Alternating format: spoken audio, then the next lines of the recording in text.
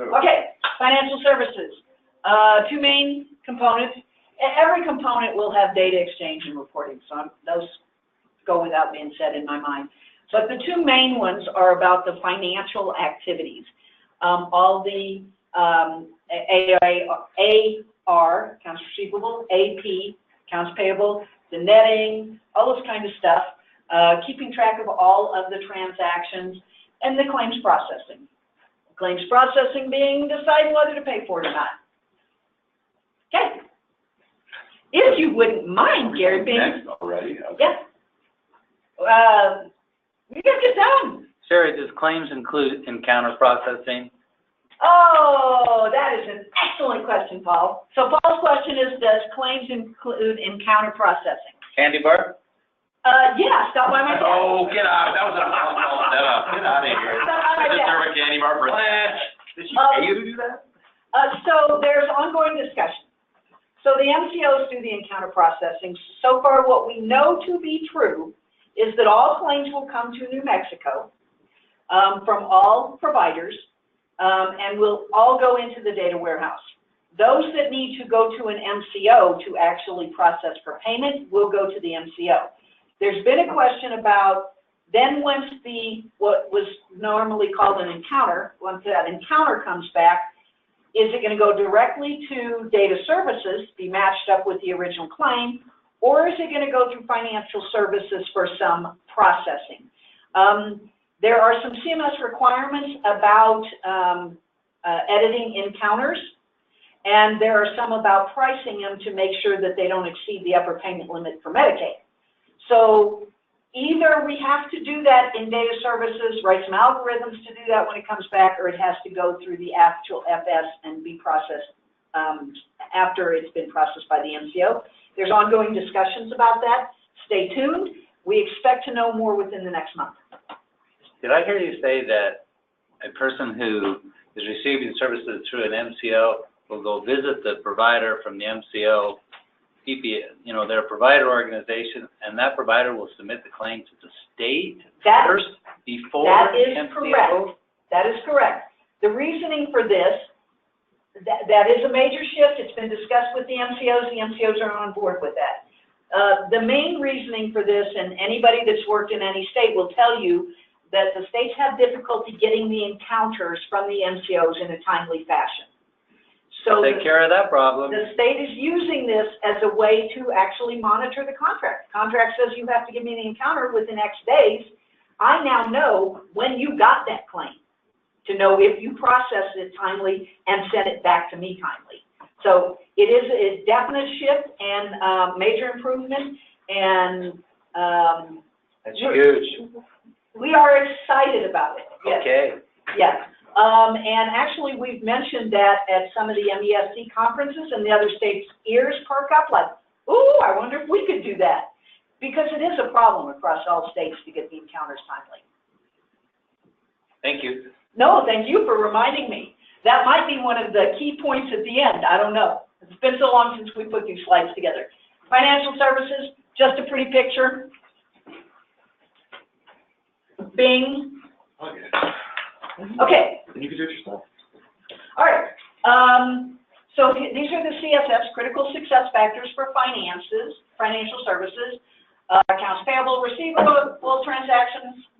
They got to all comply with state and federal rules. No big deal there.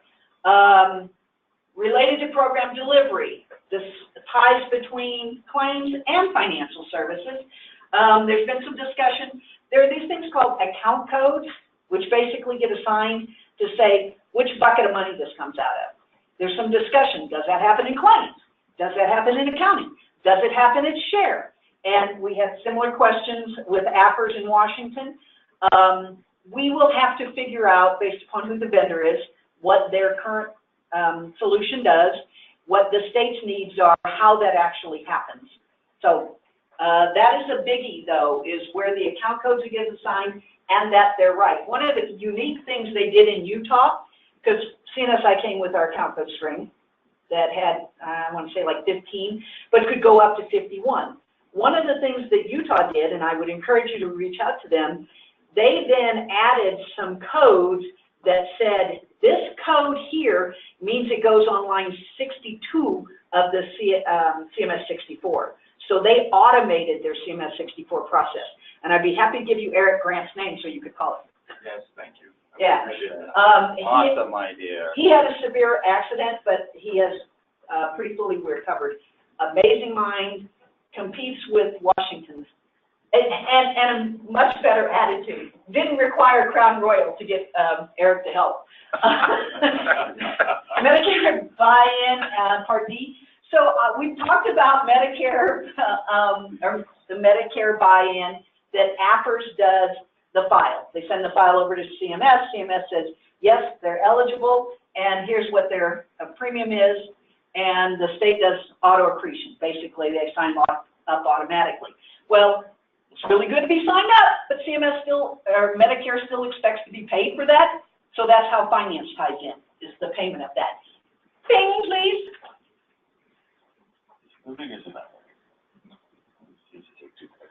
Oh my God, look how many of these there are. Talk faster. Ingesting and adjudicating claims. Claims is the like big kahuna. Anybody who works in claims thinks claims is most important. Anybody who works in provider management thinks provider is most important. Anybody who works in finance thinks finance is most important. My message is it's all important. Because if we don't enroll the provider correctly, the claim will not pay correctly. If you don't write the business rules in claims, the edits correctly, they won't pay correctly. If the member is not in the right BSP, they won't work correctly, right? So it all has to come together. Claims captured, attachments. This brings the light to the eyes of Liz every time we talk about attachments. I know she gets so excited, right? So on claims, it is beneficial, and we have written requirements that when you have a claim that needs some supporting document, I shouldn't have to go look for that. From that claim, I should be able to access all the backup documentation.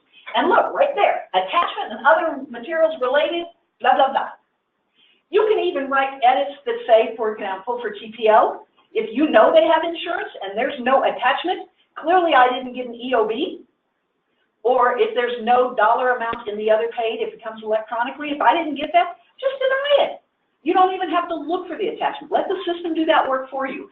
If it does have an attachment, you do need to make sure that it is an EOB and that it's not like my lunch order.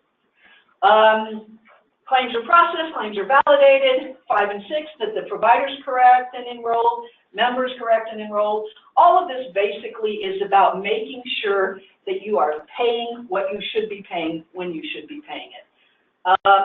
28, state process provider waiver claims. Waiver claims, waiver programs are a little bit different, but they're still process claims. Primarily, they're personal care services. It might be building that ramp that we've talked about. So your claim system needs to know how to do those things. The last one, TPL, we talked about. Flag for pay and chase. I don't think we talked about this too much when we talked about TPL. We talked about recovery. So I've already paid out, and then I find out that you have insurance. And we talked about cost avoidance. I know you have insurance, so I don't pay it. We didn't talk about pay and chase. Pay and chase is this little bitty deviation, if you will, that says, even though I know you have insurance, in this circumstances, pay it anyway and go chase that recovery. Typically is pregnancy, children's dental, under 6, I think. So there are some rules about this thing has to be paid because we want people to get those services. We want the providers to provide them, and then we'll go get the recovery later. Can I add? Yes, Paul, please do. So in the claims adjudication, typically back when we only acquired monolithic systems, we would say to MMIS vendor, you need to bring a business rules engine because you're going to write between 1,000 and 2,000 rules just for what you see on this screen right here. Yeah. We don't want you to write that in hard code. We want you to write that in something that is a business language. And table-driven, make it easy. Configurable, Yeah. that type of thing. So I think you're probably still going to, in this RFP, require them to be able to do something similar to that. Yes. But the SI vendor is also bringing to us a business rules engine. So one of the important strategic decisions we're going to need to make is, do we expect the FS vendor to use an existing asset business rules engine or to bring one of their own? And can they even, will their system even, can it interoperate with a foreign business rule? Yes. But this is a gigantic piece of work to write business rules that are accurate, efficient, and actually support all of your business policies. And if we get this right, the RAC coordinator, Recovery Audit Coordinator, they get less money because they're not finding us doing something wrong. They get paid if they find our errors. So if we have a good claims rules engine and we actually know what the policy is and how to make that happen, then you have less audit findings from CMS, you have less RAC audit findings. So it is very important that this works. To Paul's point, yes, there have been many discussions about if the SI is bringing a rules engine, how much of the BPOs live in that? So for provider enrollment, provider management, we had like a little, for lack of a better term at CNSI, a mini rules engine that basically said, if I'm this provider type, this is the credentialing I must have. If I'm this provider type, this is the credentialing I must have. If I'm this provider type, these are the NPIs I can select. If a vendor already has that, sort of makes sense to use what they already have because we hope it's already working. If they don't, that easily, I think, could utilize the SI's business rules engine. For claims, I'm pretty confident that any decent claims paying solution is going to have a configurable rules engine. That being said, though, we want to look and see how configurable it is because I happen to know there is a state, I won't name any names, but they are using Trizeto's claims solution, which is for health insurance claims. And that state is having some serious difficulty with getting it to work for Medicaid. Because Medicaid is just like insurance, only different. Really, I mean, it's still about processing claims and making sure you're eligible, but the Medicaid has a lot more rules and regulations that you have to follow that as an insurance company, I get to say pretty much what I'm going to cover. Here's the parameters, and you will comply. So they're having some difficulty. Doesn't mean it can't be done, but we will want to make sure that when they say rules engine, that it is not a hard-coded rules engine. Okay?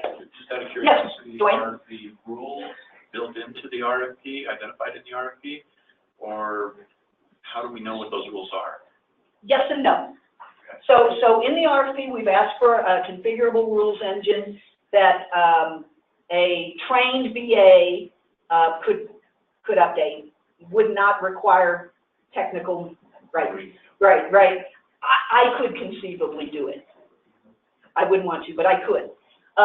So we've said that, but we've also said these are the things you must edit for, that the provider is eligible, that the member is eligible. Now, we have not gone down to the level to say, for this provider type, these are the CPT codes that you can perform.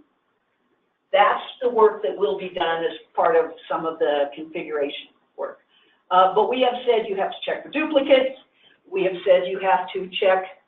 We even have one that says for personal care attendants, you have to edit to make sure that they're not billing for more than 24 hours in a day. That you account for when, with the exception of, with the time change. So if the time changes, you can actually bill for 25 for that one day. That you account for how many days in a month, because personal care attendants, they typically get services through the month. You should not ever receive a bill for February 30th. So those are some things, right? So standard date stuff, for timely filing, all of those things we put in there. We've got 300 plus requirements for claims to accommodate these 20 CSS. Those would have to be general rules. They are very high level. There's only 300 of them. No, this is not the very detail of this service can be performed under this VSP by this provider type. Not, yeah, it's very high level. Okay? Thank you. Data exchange and reporting. So similar to every other RFP, we have said, if you have a report out of the box, a canned report, we want it. But we also have said, if you don't, You have to give us the data so that we can produce those reports ourselves. So this is really all about what are the types of reports that have to be either give us the data for it or give us the report itself. Questions? Okay. Sorry, Bing. New and exciting. All claims come to a central location. That's what Paul mentioned at the beginning. Yes, everything is going to come to the state first. The way we've talked about it is if I am provider such and such, I am provider Dr. Pay Me More. If I'm Dr. Pay Me More, and I do services for Molina, and I do services for United, and I do fee for service, you have to send me 3 separate files. Don't send me a file that I have to open and then parse out based upon where what MCO the member's in. Shared business rules for claims processing. This is awesome, in my humble opinion, because this means if, as we sort of talked about it before, if fee-for-service, Medicaid pays for it, and a waiver program pays for it, who pays for it first to make sure that the state is getting the best reimbursement? Automated financial processes and reconciliation. The financial folks that we've been talking to spend hours and hours and hours, if not days, taking in some information from here and taking in some information from there and taking in some information from there. Mark talks about it just with the MAD not staff allocation, but on this project, who at MAD is billing to the project and that reconciliation. Imagine that for all these millions of claims. It is a lengthy, lengthy process, and we're putting some things in place to help with that. I think that's that. Okay. You're back. So Back to the beginning. To tie this all up, yay! Again, we really are going for better outcomes. So instead of in the old days where you would ask for one great big system and you would get the vendor that had the best great big system and best price of the thing you needed most, typically claims. Their provider management, it would work well enough because it worked with their claims. Their member management, it would work well enough. Data reporting, maybe they sub that out to a Cox product, but you pretty much got what you got. As my 4-year-old grandson said to me one day, Miss Julie says you get what you get and you don't throw a fit. And this is, he's much older now, throwing more fits, but that's another topic. But you got what you got. You got the basket. Yeah, yes. Had some really good fruit in there, and you had some that weren't ripe yet. And, yeah, a couple. And some that were on their way out, yeah. So one of the goals with the new modular approach is that you get the best of breed in each of those areas. If business analytics and business intelligence, and that's the stuff I do really well, you're the one we want. If you have a tremendous, amazing claim system, you're the one we want. Where the difficulty is, how do we cobble those together? That's where the SI and all of us will be spending lots of time on. And the other thing we've done a little bit different in these RFPs, in the old days you said, do this, do this, do this, do this, do this. And we've said, tell us how you do that. It's your product. You tell us what's amazing about it, because we may have not even thought we need that amazing thing. It's a little bit different approach. And we always have to be remembering that the technology is here to support the business. What is the business need? Now, we do know that the work that some folks are doing will change, should change. Several people are excited that I won't have to pull these 3 Excel spreadsheets together and try and merge them anymore. Some people are a little bit scared. But this is my job, and I know how to do it, and it's intimidating. In Washington, well, Utah too, for that matter, we had people retire because the new system was coming, and they could, and they didn't want to stay around. Cookie, however, retired when she heard it was coming. Then she was so excited about it that she came back. So you get all of the spectrum with change. Process improvement, including automation and shared data. We talked about this.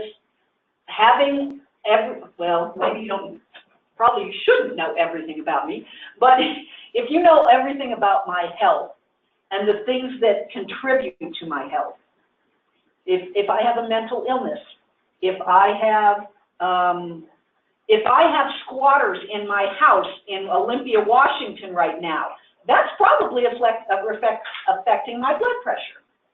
So if you know things about me, you as the provider can make some decisions that are in my best interest, again, trying to get better outcomes. And the state can know what's going on to see if you really are getting better outcomes. Enterprise-wide, everybody knows we're starting basically with HSD, but we want to build on that. We're already having meetings with DOH, CYFD, child support, BHSD. Anyway, this is as much as you can imagine. But we have to start somewhere first. We have to make sure that we can get certified first. So we will want to, and in every project I've ever been on, the closer you get to your time deadline, the more you have to focus on those critical things. We want to make sure that we're thinking about the critical at the beginning. What gets us certified at the beginning? And then how do we build on that? The other thing about that is, I like to say, for the first couple of years, you're learning how to work on the system, and then after that, you're learning how to make the system work for you. Okay. Nice job, Sherry. I think that's it. Nope, not done. Oh, shoot. I thought we were done. You got 2 minutes. Role of state changes from process. So instead of doing all of those, pulling together those reports and looking in the data and finding stuff, now I can start making decisions about what does that mean. Again, with the goal of improving outcome, better picture across the divisions, us stakeholder participation. The more we know, the more we can work with the external stakeholders to make sure that our customers are getting the service that they need. And if we can make it easier for providers to submit a claim, get paid in a timely fashion, you will have less attrition of providers, right? Medicaid doesn't pay big, doesn't pay a lot compared to health insurance rates. But if you can make it easy for people, those who care and want to provide services for Medicaid clients can do it. Okay? Bing, should we be done? Nope. And how many more? Tie it together, the front end. All right, so, Face to the public. all right. UPI. So there are 2 aspects of the UPI, the portal and the customer call center. These are not my field of expertise, but the bottom line is what we have in the background should be available with the right security to people. If I am a resident of the state and I happen to know that my neighbor is committing fraud, it should be easy for me to go online and say, I suspect my neighbor. If I am somebody and I'm complaining about my ex-husband, it should be easy for the state to see that my ex-husband really isn't doing whatever I accused him of. It's fraudulent, right? So the portal should give us that access, easy access for people to get in the system. The Consolidated Customer Service Center, IVR, Integrated Voice Response. Interactive voice response. Everybody knows how to do this, right? Every time you call your bank or you place an order online, press this for this, press that for that. Every time you get a robo-dial, hey Sherry, it's Heather. I have exciting news. Your credit cards can be reduced. And everybody hits delete and hang up, right? But IVR allows you to call in and get routed to the right person, so you don't have to get transferred a half a dozen times to get to the right person. Automated processes, just the whole idea is that the information that we have built into the system should be available through the portal and should be available to whoever is taking that call. Ta-da! Is that it? You better get pretty excited right now, because you're about to get a bunch of applause. Whee! Yeah, so you guys, that's That's the okay, next but- presentation. Somebody else gets to do that. So, thank you, Sherry. We're on a great 5-day Preso. Thank you all for your attention and your questions. And, you know, Back next week for the next show. no, It's gonna be great. I'm going to be gone. It will be fun. It will be difficult. It will be fun. It will be difficult. There will be highs and lows. And you will leave this project knowing more than you ever thought you would. And maybe more than you want.